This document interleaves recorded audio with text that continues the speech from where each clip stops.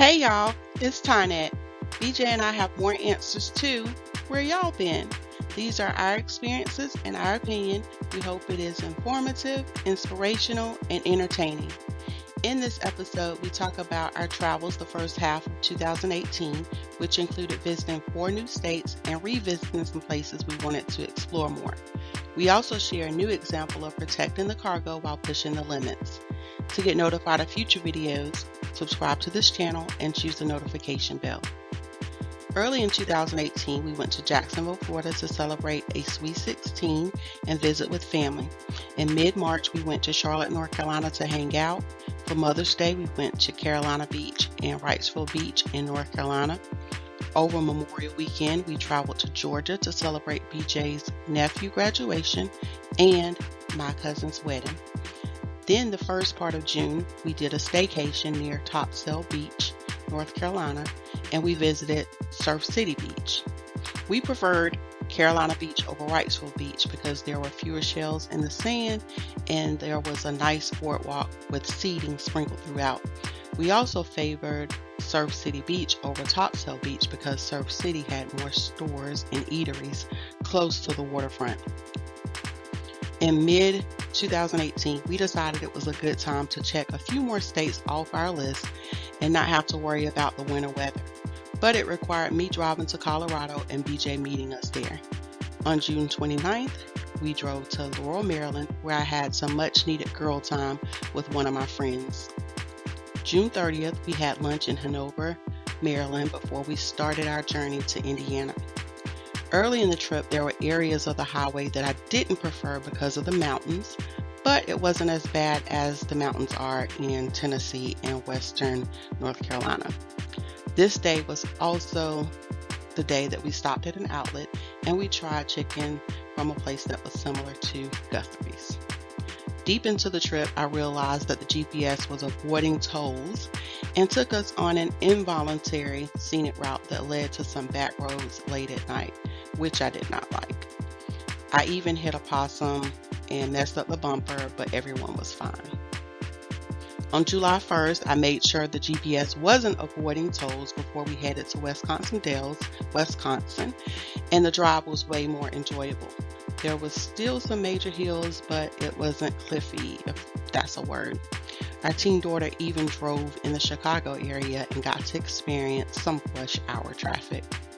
We stopped outside of Wisconsin Dells for lunch, then we enjoyed racing go-karts, going on a secret mission, and taking a land and sea adventure on the original Wisconsin ducks.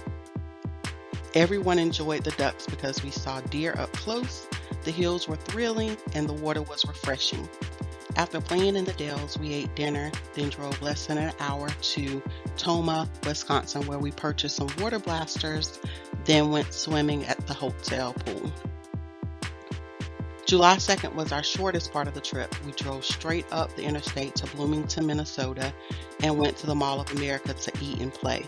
We ate lunch at the food court, and we had dessert from a local bakery.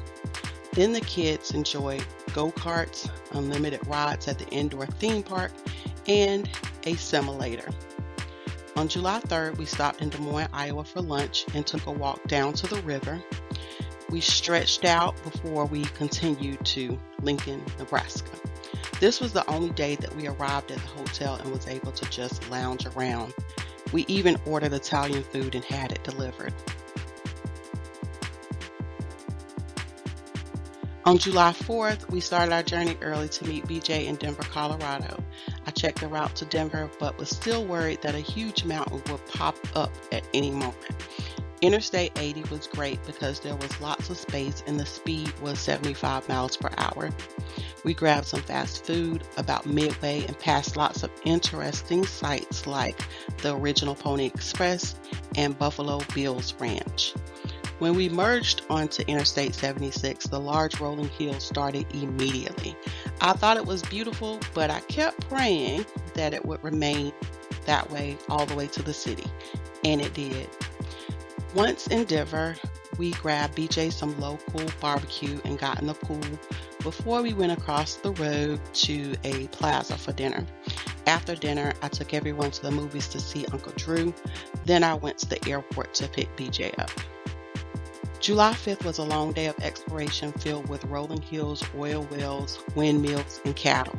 We had two strong drivers and we took advantage of it. We ate lunch in Douglas, Wyoming, and drove past a national monument before we entered Montana. Then we had dinner in Bowman, North Dakota, and headed back south. Satisfied with going to 4 new states and reaching number 45, we continued to Rapid City, South Dakota for some much-needed rest. On July 6th, we got up early and drove up the mountain to another national monument.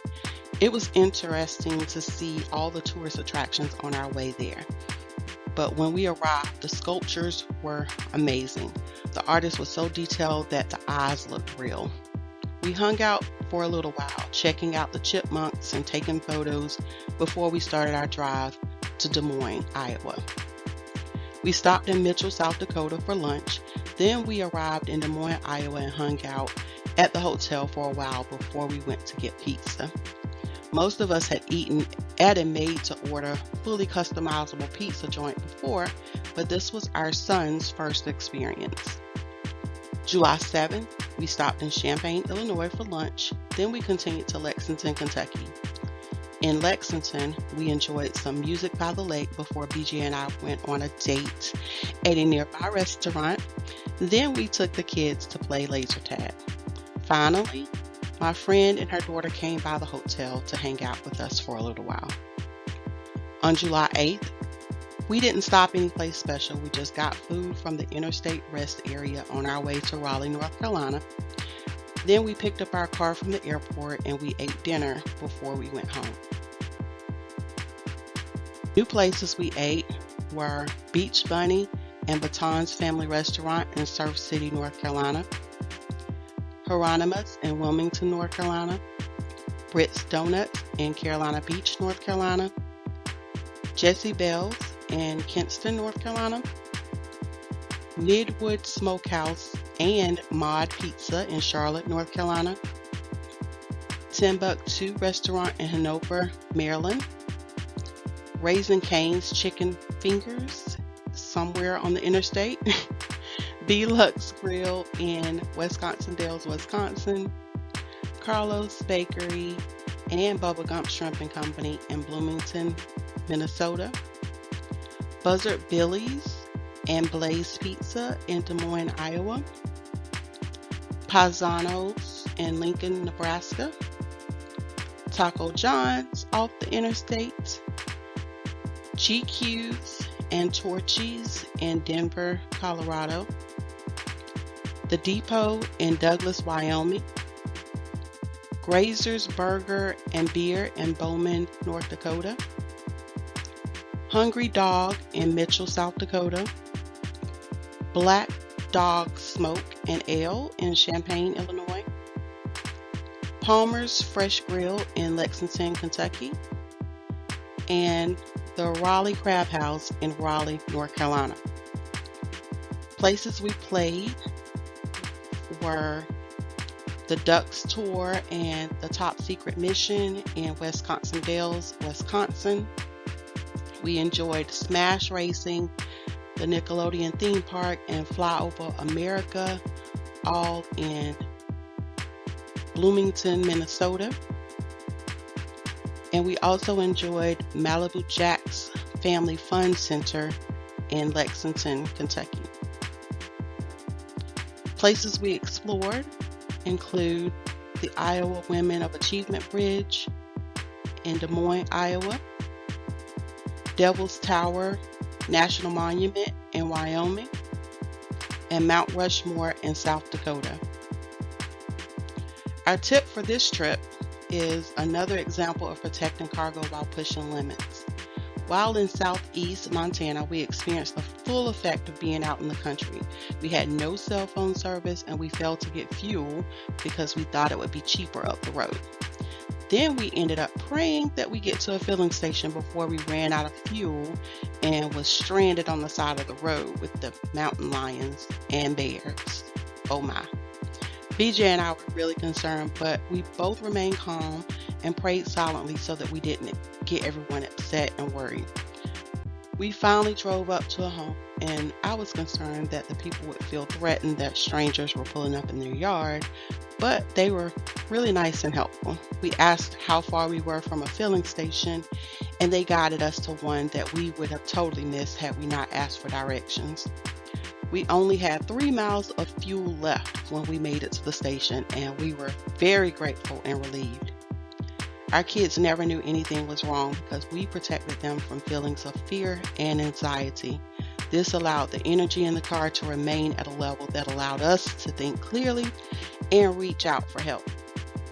Well, it's time to take a break in answering where y'all been. If you enjoyed it, like it and share it. To learn more about our family travels, consider subscribing to our channel. Also, to get notified of new episodes, remember to select the notification bell.